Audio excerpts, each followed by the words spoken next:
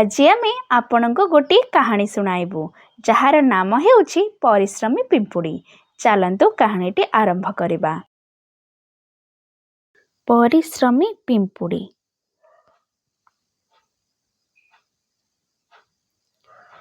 ନମସ୍କାର, ମୁଁ ଧାଡ଼ିର ଚତୁର୍ଥ ସ୍ଥାନରେ ଅଛି। କ'ଣ ତୁମେ ମୋତେ ଦେଖିପାରୁଛ?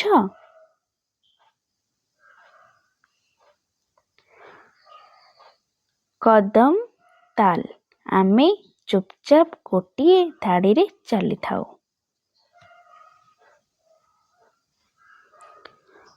ମୁଁ ଗୋଟିଏ କଥା ଚିନ୍ତା କରିଛି। ଜଲ୍ଦି ଜଲ୍ଦି ଚାଲିବା ପାଇଁ ମୋତେ ଚକ ଲଗାଇ ନେବା ଆବଶ୍ୟକ।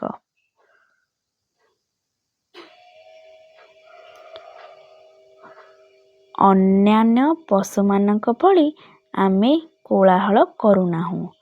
ଆମେ ଗନ୍ଧରୁ ସବୁ ବୁଝିଯାଉ।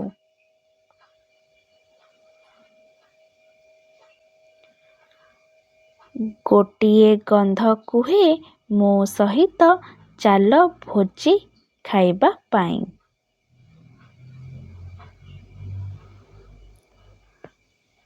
ଅନ୍ୟ ଗନ୍ଧ କହିଦିଏ ବିପଦ, ସେଠାକୁ ଯାଅ ନାହିଁ।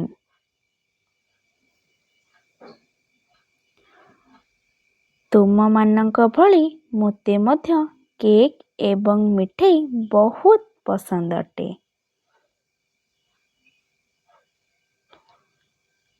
କ'ଣ ମୋର ବଳ ଦେଖିବାକୁ ଚାହୁଁଛ?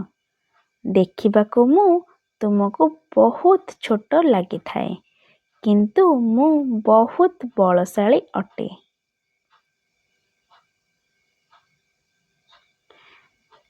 କିଛି ଚିନ୍ତା କରିବାର ନାହିଁ। ଯଦି କବାଟ ବନ୍ଦ ଅଛି, ମୁଁ ତ ଛୋଟ ଫାଟକରେ ମଧ୍ୟ ସହଜରେ ଯାଇପାରିବି।